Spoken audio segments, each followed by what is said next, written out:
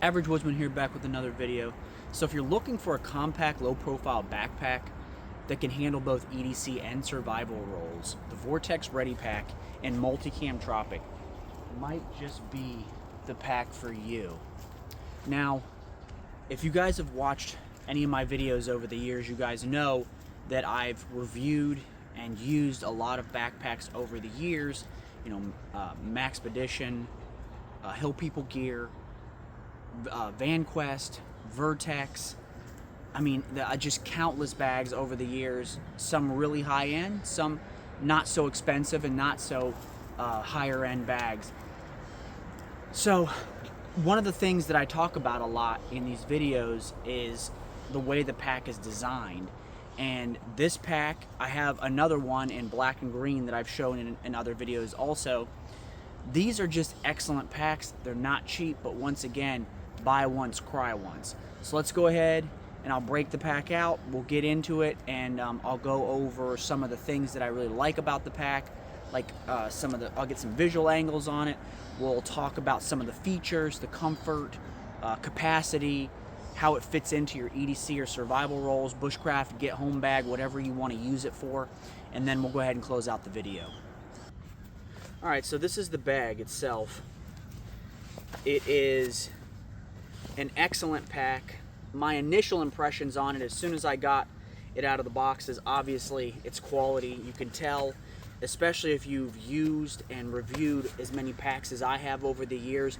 I know as soon as I get a bag out of the box that it comes in, whether it's sent to me for testing or I purchase it myself, like this bag. I purchased this bag myself. I know right away as soon as it comes out of the box and I get my hands on it if it's a quality backpack. You can feel it, you can tell by the design, by the feel of it, by the way it's put together. You know right away.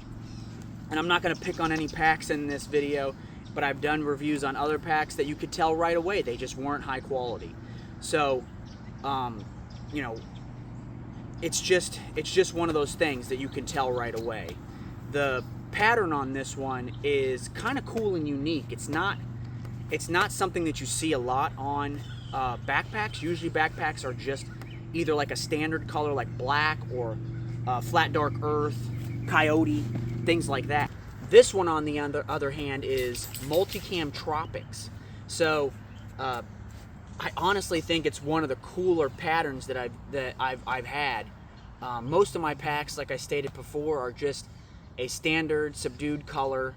You know, good for the woods, good for around town. This one right here, being that it's Multicam Tropic, blends really well into mixed terrain. So you can blend this one in the woods. You can blend this one like in wilderness areas. It's good if you're in a tropical environment, a subtropical environment. Here in Florida, it's an excellent pattern to have, and I really like it so far. It's one of the cooler patterns that I've used. I also like Multicam Black, and obviously old school Woodland, the M81. I really like that pattern too, but this one is a cool, more modern pattern, newer pattern, and I like it a lot.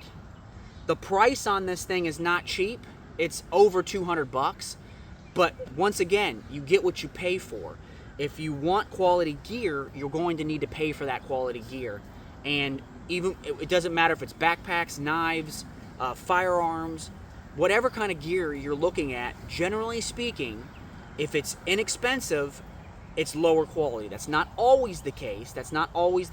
But generally speaking, when you get higher up in prices, the quality gets better, the materials get better, and it's just one of those things that you kind of have to decide yourself, do I want to pay more for higher quality gear with better engineering, better design, better materials, that type of thing. All right, let's discuss the materials a little bit here. So it's made out of a heavy-duty nylon. So a lot of packs nowadays are made out of quality materials like higher-end nylons. One thing that I've noticed over the years of reviewing a lot of packs is you'll get a backpack that's made out of a 500D or sometimes even 1000D, and it will have, so you're like, oh, this is a really quality backpack, and then you'll get it and you'll see the buckles they'll use really, really small, cheap buckles that can break really easily under stress. Or they'll use really cheap zippers, and they won't, you can just tell that they're not heavy duty. They're small, they're fragile, the stitching will not be as good. So those are things to look for if you get a new pack. This one right away, as soon as I took it out of the box, I knew right away and started using it that they used quality materials. There's nothing getting hung up here. There's nothing that I have to worry about getting hung up on this backpack. It uses quality materials, so you can tell about, you know, as soon as you start using it, get out there in the woods, start putting in the dirt time, you'll realize right away that these things matter to you and matter in a good backpack that's going to last you a long time. Another thing that I want to talk about is that this is water resistant. This is water treated. It is water resistant. Now, I wouldn't go dunking this in the water, but you could carry this with you if it starts sprinkling, if it starts raining. You're not going to. It's not going to ruin this backpack or anything like that. Sorry guys, there's a lot of mosquitoes out here. The feel of the fabric, even though it's quality, heavy duty, it's not real stiff. It's not, hard on me or anything like that. Really stiff fabric. The yoke system on Vertx is one of my favorites. You have nice good padding, breathable back here. You have a water bladder pocket right here, or it could be used also for like a laptop sleeve. If you wanted to use it for that, you could do that. That's another thing that I really like about it. It has good space. It has a good layout. I want to say it's around 26 liters, but I'll put a link to this bag in the description. So if you guys want to go check out the exact specs on it, and also if you guys want to purchase it, you guys can do that. That's one thing that I like to do for you guys, is to make sure that you guys don't have to put in the leg time and go look all this gear up that I review, that you guys have it in the description, so you guys can just click on that link. All right, so if you guys notice inside here, so in the front, it does have pockets in the front. If you have additional pouches and things like that, it does have hook and loop. I just have a headlamp and some other items in here. It has another pocket in the front. I have my charring tin, and then a fire piston. I'll probably do a video on that eventually. I don't see a whole lot of really good information on YouTube about fire pistons. There are some, but not a whole lot. And I'll do a video on fire pistons and charred material like punk wood, char cloth, things like that. Here in the front, it has more pouches. This right here, I just have a little panel here. Has a zipper here at the top. Got a Mylar blanket in there. I have a spare magazine for my CCW, my Baofeng, my titanium sport. Here's a little canvas pouch that I use a lot for foraging, when I'm out foraging and things like that, collecting natural tinder and things like that. I have bandana in here and a ferro rod. In my bandana, I have some fat wood just for emergency tinder. So as you can see, it has a lot of good storage, and it has a lot of good design to it. On each side is a water bottle pocket. Remember, these are not, I will say one of the downsides to this pack is the fact that it doesn't have, these are not large enough to put something like a canteen and cup. Really, you're kind of designated for thinner, like not as heavy, not as large. You're not going to be putting a really big, massive canteen and cup in this. The Grail, things like that, smaller, more skinnier bottles from like Nalgene and things like that, you could fit in here, but you're not going to fit a really large water bottle and cup in this. It's just not going to work. That's one of the downsides to this pack. But what I do is I put my Grail with my stainless steel cup on the outside, and then this one I just kind of keep tethered down so it's kind of out of the way. Here in the main compartment, when you open it up, you have a lot of room. You have more hook and loop. You have some bungees right here. You have a small storage area. It's actually a pretty large storage area, and I just have some chem lights and things like that, some food bars in there.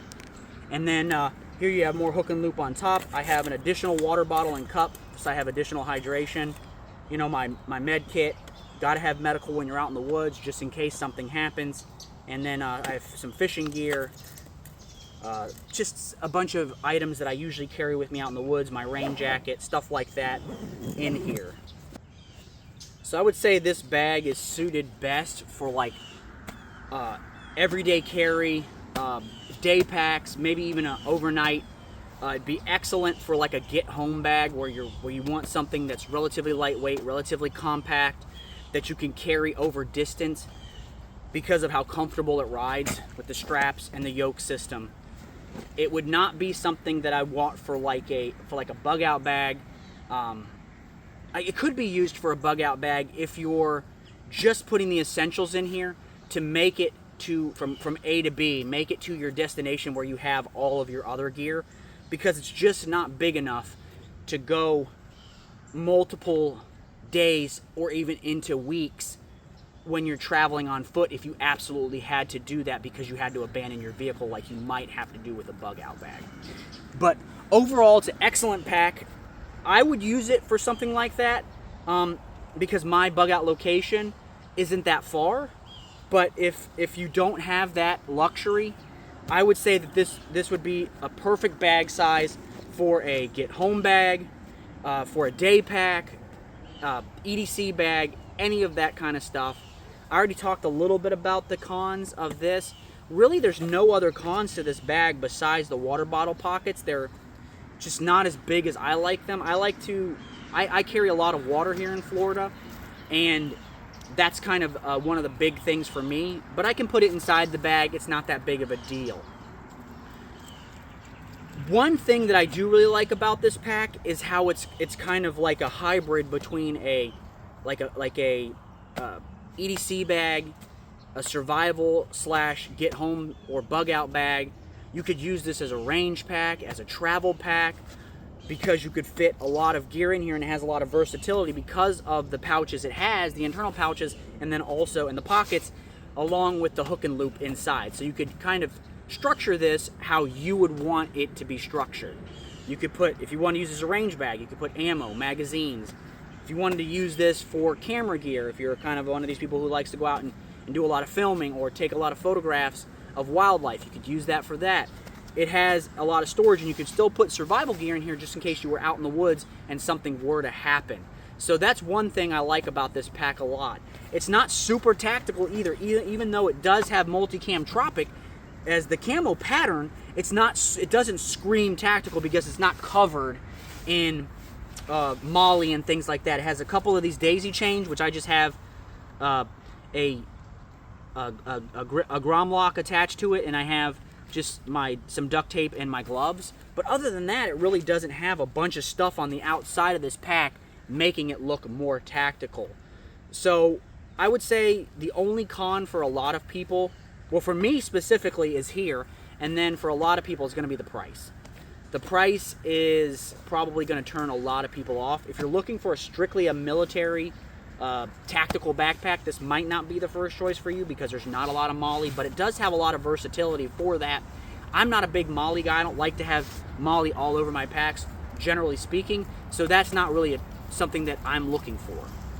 I think this bag perfectly fits EDC enthusiast, off-body carry, concealed carry users, because of the simple fact that you have this area where you can carry on the pack. Like I stated, you have the water bottle, the water bladder or laptop compartment here, and then right here you have the ability to have a firearm, and you can reach across. You can also put one of their a panel in here, so you could use this kind of like this as a defensive tool, because you'll have that body armor in here, that panel in here that will protect you if there was something like a mass shooting or something like that. You could use this as protection for yourself if you were in that situation. So it has a lot of versatility. So I would say it's probably less ideal for ultralight hikers who need something to weigh virtually nothing. So if you're like an ultralight backpacker or someone like that, or a thru hiker, this is probably not the bag for you. Or if you're someone who's looking for a larger capacity pack to put a lot of gear, and you're going to spend a lot of time out in the woods, days and weeks even, this is probably not the best bag for you. All right, final thoughts. So to summarize this whole bag itself, my real world experience with it is that I've been using it for quite some time. It's excellent for what it's designed, and I like using it. I like the coloration on it. I think that it's comfortable, it's functional, it's durable. For me, you're getting a lot of bang for your buck, so the cost is not something that turns me off with the pack.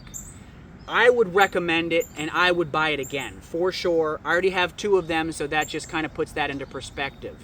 I think it's better than a lot of the other bags that are out there. I think it's up there with the quality of VanQuest and Hill People gear, etc. It's in that same type of price range, you know, the $200 to $300 price range that a lot of these packs are kind of going for now.